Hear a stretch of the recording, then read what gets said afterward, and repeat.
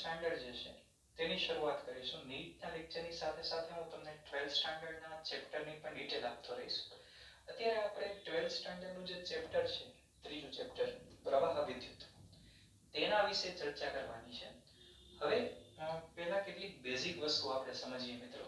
સૌ પહેલી વસ્તુ કે તમારું 12મા ધોરણનું જે પહેલું ને બીજું ચેપ્ટર જે છે તેને તમે કહી શકો ઇલેક્ટ્રોસ્ટેટિક, કે જેની અંદર વિદ્યુત ભાર જે છે તે સ્થિર હોય છે. તમારે વિદ્યુત ભારનો અભ્યાસ કરવાનો છે.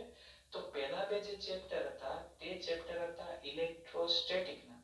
એટલે તમે એમ કહી શકો કે તેની અંદર વિદ્યુત ભાર જે છે એ સ્થિર અવસ્થામાં હતો. હવે જે આપણો જે થર્ડ ચેપ્ટર છે આનો તમે શેમાં સમાવેશ કરો તો યાદ રાખો કે આ ચેપ્ટર જે છે એ ઇલેક્ટ્રોડાયનેમિક્સનું ચેપ્ટર છે.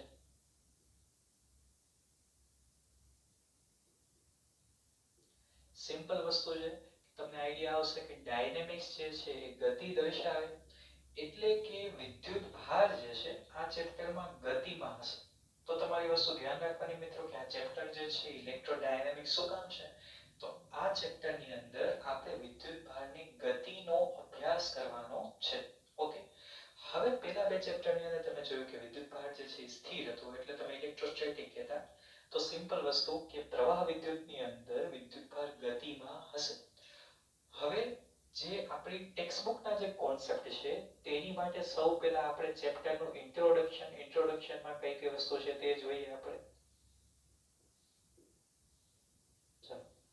હવે પહેલી વસ્તુ મિત્રો તમારે શું યાદ રાખવાનું છે, તો તમે એક વસ્તુ સમજો કે થર્મોડાયનેમિક્સ ચેપ્ટરની અંદર તમે એક વસ્તુને ધ્યાનમાં લીધી હતી કે હંમેશા ઉષ્માનું વહન વધારે તાપમાનવાળા પદાર્થથી ઓછા તાપમાનવાળા પદાર્થ તરફ થાય છે.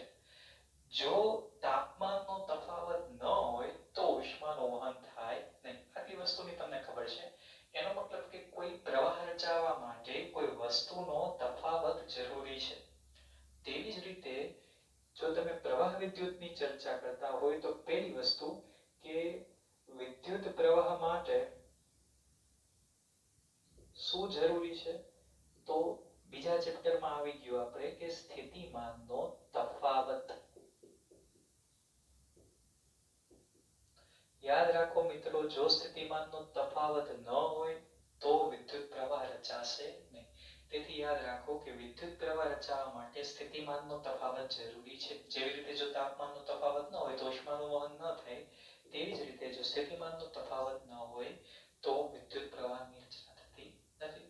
ઓકે, હવે ડેઈલી રૂટીનની અંદર શું થાય છે, તમે કઈ રીતે વિચારી શકો કે વિદ્યુત ભારનું વહન થયું, તો તમે વિચારો કે જો વીજળી જે થતી હોય છે તેની અંદર વાદળમાંથી વિદ્યુત ભાર જે છે પૃથ્વી ઉપર આવે છે, વાતાવરણની અંદર આવે છે, ઘણીવાર તે આપણી માટે નુકસાનકારક પણ હોય છે. બીજી વસ્તુ તમે સમજો કે હવે તમારે જો પ્રવાહને સ્ટડી કરવું હોય તો આપણે એની નાની નાની વસ્તુને ધ્યાનમાં રાખવાની છે. ચેપ્ટરના ટોટલી બેઝિક કોન્સેપ્ટ તમને આવડવા જોઈએ. હવે તમે એમ સમજો કે જ્યારે વીજળી જે થાય છે તે દરમિયાન જે વિદ્યુત ભાર જે છે એ વાદળથી જ્યારે વાતાવરણ તરફ ગતિ કરે, હવે વાતાવરણ તરફ ગતિ કરે તો એક ક્ષણિક એક ટૂંક સમયની અંદર આ પ્રવાહ રચાય છે. તો યાદ રાખો કે જ્યારે ટૂંક સમય માટે અથવા તો ખૂબ જ સૂક્ષ્મ સમય માટે પ્રવાહ રચાય તો તે પ્રવાહને ક્ષણિક પ્રવાહ કહે છે. તો ક્ષણિક પ્રવાહ તમને સમજાવવાનું ઉદાહરણ તરીકે તમે લઈ શકો. વીજળી થાય તે દરમિયાન વીજભારનું વાદળથી પૃથ્વીના વાતાવરણ તરફ વહન. હવે જ્યારે ક્ષણિક પ્રવાહ રચાતો હોય એટલે તમને ખબર પડી ગઈ કે એક સૂક્ષ્મ સમય માટે રચાય છે. હવે ડેઈલી રૂટીનની અંદર તો આપણે ક્ષણિક પ્રવાહની ચર્ચા લગભગ નથી કરતા, પણ હા, એક હજી જે પ્રવાહ આવે છે તેની આપણે ચર્ચા કરીએ. તો કોઈ પ્રવાહ જ્યારે સમયની સાથે અચળ રહેતો હોય, અથવા તો તમે એમ કહી શકો કે પ્રવાહનું મૂલ્ય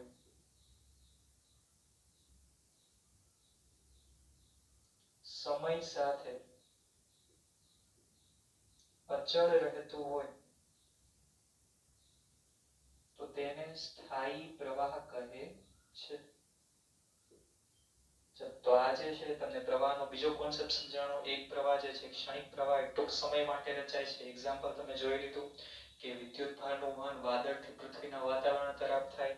બીજી વસ્તુ જે છે પ્રવાહનું મૂલ્ય અચળ રહેતું હોય તો તેને સ્થાયી પ્રવાહ કહેવાય.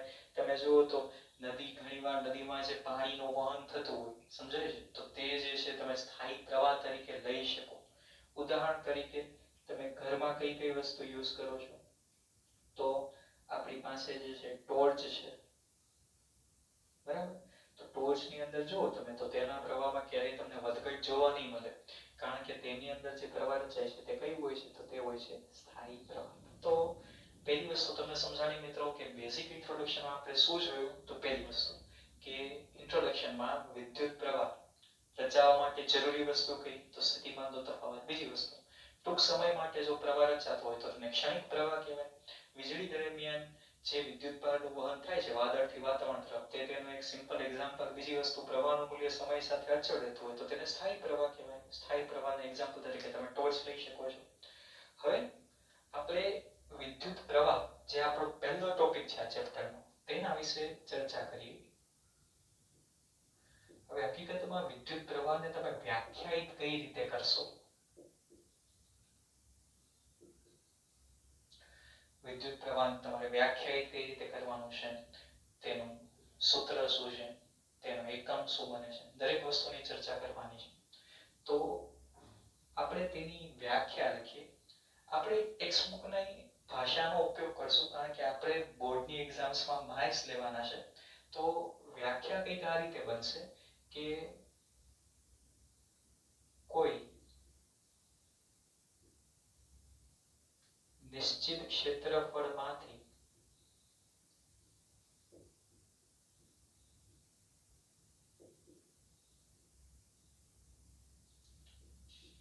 તેને લંબ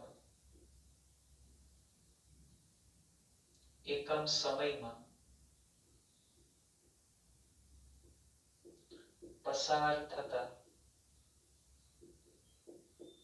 વિદ્યુત પ્રવાહના જથ્થાને વિદ્યુત ભારના જથ્થાને વિદ્યુત પ્રવાહ કહે છે. અથવા તો તમે સિમ્પલ લેંગ્વેજમાં લખી શકો. શું લખી શકો તમે તો વિદ્યુત ભારના વહન દરને વિદ્યુત ભારના વહન દરને વિદ્યુત પ્રવાહ કહે છે. આ એની બીજી વ્યાખ્યા. તમે જે યુઝ કરવી હોય તે લખી શકો છો. આ બંને વ્યાખ્યા એની સાચી છે વિદ્યુત પ્રવાહ માટે. હવે જો આને વ્યાખ્યાયિત તો તમે કરી દીધું. હવે તેનું સૂત્ર તમે શું લખી શકો તો સિમ્પલ વિદ્યુત ભારના વહન દરને વિદ્યુત પ્રવાહ કહે છે. તો આપણું જે સૂત્ર છે વિદ્યુત પ્રવાહ I ધારો કે કોઈ આડછેદ A માંથી વિદ્યુત ભાર Q પસાર થાય છે t સમયની અંદર તો Q ના છેદમાં t. તો I બરાબર Q ના છેદમાં t. બરાબર છે. જ્યાં Q નો એકમ થશે કુલમ્બ અને t નો એકમ થશે સેકન્ડ. તો એકમ બનશે કુલમ્બ પ્રતિ સેકન્ડ. SI પદ્ધતિમાં આપણે અને એમ્પિયર તરીકે લઈએ છીએ. એટલે વિદ્યુત પ્રવાહનો એકમ બનશે એમ્પિયર અને તેને શોર્ટકટમાં તમે સંજ્ઞા તરીકે A લખી શકો છો. હવે બીજી વસ્તુ ધ્યાન દો મિત્રો કે અહીંયા આપણે એક ચર્ચા કરી કે ક્ષણિક પ્રવાહ. જો પ્રવાહ ક્ષણિક હોય તો યાદ રાખો કે તે સમયના સૂક્ષ્મ ગાળામાં રચાતો હોય. તો ક્ષણિક પ્રવાહ માટે ધારો કે હું વિદ્યુત ભારને ડેલ્ટા Q લઉં છું. જે વિદ્યુત ભાર ડેલ્ટા Q એ ડેલ્ટા t સમયમાં પસાર થાય છે. તો તમે એવું લખી શકો કે I બરાબર limit delta T tends to 0 એટલે કે સૂક્ષ્મ સમય જે છે ખૂબ જ સૂક્ષ્મ છે. તમે જો 0 ની નજીક છે. Delta T tends to 0. હવે q ના છેદમાં t છે તો તમે આવી રીતે લખી શકો ડેલ્ટા q ના છેદમાં ડેલ્ટા t.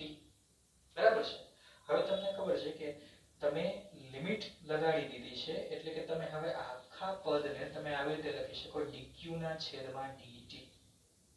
તો તમારે યાદ રાખવાનું છે મિત્રો કે જ્યારે ક્ષણિક પ્રવાહની ચર્ચા થતી હોય ત્યારે જો તમારે પ્રવાહ જોતો હોય તો તમારે q નું સમયની સાપેક્ષે વિકલન કરવાનું છે. એટલે d/dt of q. q નું સમયની સાપેક્ષે વિકલન. ક્લિયર?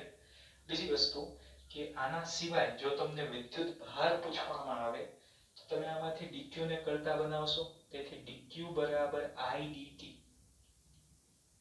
અને જો તમારે કુલ વિદ્યુત ભાર જોતો હોય તો તમે બંને સાઈડ સંકલન કરો તો dq નું થઈ જશે q અને ફાઇનલી તમને આન્સર મળશે idt. તો આ બધી વસ્તુ આપણા MCQ માટે આપણને આઈએમપી છે.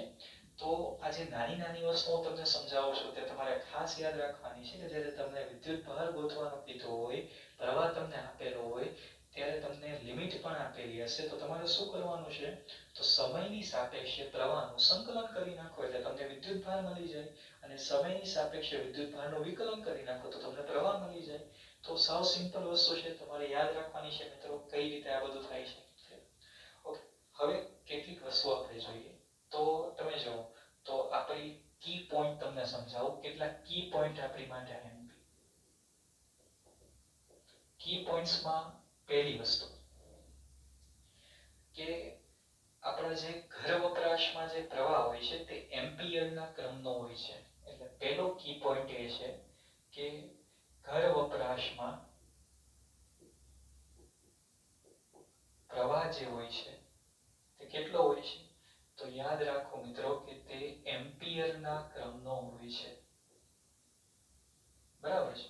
બીજી વસ્તુ હમણાં આપણે વીજળીની વાત થઈ તો જ્યારે વીજળી થાય તે દરમિયાન પ્રવાહ કેટલા ક્રમનો હોય છે તો તે દરમિયાન પ્રવાહ જે છે એ કંઈક 10,000 એમ્પિયર ના ક્રમનો હોય છે.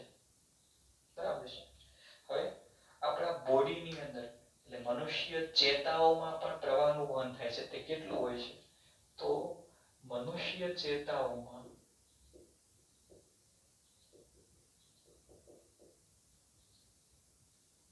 માઇક્રો એમ્પિયર એટલે 10⁻6 એમ્પિયરના ક્રમનો પ્રવાહ હોય છે. જેથી આપણને બહુ કંઈ ખબર નથી પડતી કારણ કે માઇક્રો એમ્પિયર છે એટલે ખૂબ જ નાનો પ્રવાહ થયો. તો કી પોઈન્ટ તમારે યાદ રાખવાના છે એમસીક્યુ માટે. આ સૂત્રો પણ તમારે યાદ રાખવાના છે એમસીક્યુ માટે. હવે આપણને એક પ્રશ્ન થાય કે જે પ્રવાહ મળે છે વિદ્યુત પ્રવાહની આપણે ચર્ચા કરીએ છીએ તે કેવી રાશિ છે? સદિશ રાશિ છે કે અદિશ રાશિ? આ એક આપણી માટે બહુ ઇમ્પોર્ટન્ટ ક્વેશ્ચન કે તમને જે વિદ્યુત પ્રવાહ મળે છે તે સદિશ રાશિ છે કે અદિશ રાશિ છે? તો યાદ રાખો મિત્રો કે વિદ્યુત પ્રવાહ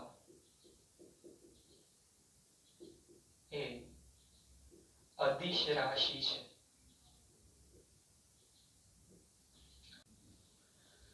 હવે વિદ્યુત પ્રવાહ જે છે એ અદિશ રાશિ છે તે આપણે સમજી લીધું છે. પણ હવે તેને તમે વિચારી કઈ રીતે શકો કે તે અદિશ રાશિ છે કે સદિશ? તો તેની માટે આપણે એક સિમ્પલ એક્ઝામ્પલ જોઈએ. પહેલી વસ્તુ કે વિદ્યુત પ્રવાહ જે છે અદિશ રાશિ ક્યારે કહેવાય તો જ્યારે તે સદિશના નિયમોનું પાલન ન કરે. હવે તમે જુઓ ધારો કે એક બિંદુ છે અહીંયા કોઈ બળ લાગે છે. આ બળ લાગે છે Fy. ઉદાહરણ તરીકે જોઈએ આપણે અને આ દિશામાં બળ લાગે છે Fx. તો આનું પરિણામી બળ કેટલું થાય? તો જ્યારે આનું પરિણામી બળ તમે ગોતો ત્યારે તમે સદિશના સરવાળાના નિયમનો ઉપયોગ કરવો પડે કારણ કે બળ જે છે એ સદિશ રાશિ છે. તો તમને પરિણામી મળશે વર્ગમૂળમાં x ઘટકનો વર્ગ વત્તા y ઘટકનો વર્ગ અને વત્તા 2 × x ઘટક અને y ઘટક અને cos θ. તો આ જ્યારે તમે ચર્ચા કરો તે સદિશની છે. હવે વિદ્યુત પ્રવાહમાં કેવું થાય છે ધ્યાન દેજો મિત્રો કે ધારો કે આ એ બિંદુ ત્યાં તમારે પ્રવાહ જોઈએ છે કુલ પ્રવાહ. અહીંયાથી આવે છે 2 એમ્પિયર, અહીંયાથી આવે છે 5 એમ્પિયર. તો હવે આનો પરિણામી પ્રવાહ કેટલો? તો એની માટે કે તમારે સદિશ સરવાળાના નિયમનો ઉપયોગ કરવાની જરૂર નથી. સિમ્પલ છે. કે ટોટલ I બરાબર 2 એમ્પિયર વત્તા 5 એમ્પિયર બરાબર થશે 7 એમ્પિયર. તો વિદ્યુત પ્રવાહ જે છે એ બીજગણિતના નિયમ અનુસાર અનુસરે છે. એનો મતલબ કે બીજગણિતના નિયમથી તમે કોઈ પ્રવાહ શોધી શકો છો. તો આમાં કોઈ સદિશની જરૂર પડતી નથી, સદિશના નિયમોનું પાલન થતું નથી. તો યાદ રાખો કે વિદ્યુત પ્રવાહ જે છે એ કઈ રાશિ છે? તો એ અદિશ રાશિ છે. તો આટલા તમારે કી પોઈન્ટ્સ યાદ રાખવાના છે. નેક્સ્ટ લેક્ચરની અંદર આપણે વિદ્યુત પ્રવાહને રિલેટેડ કેટલાક MCQ નું સોલ્યુશન કરશું અને નેક્સ્ટ ટોપિકની ચર્ચા કરશું. Thank you.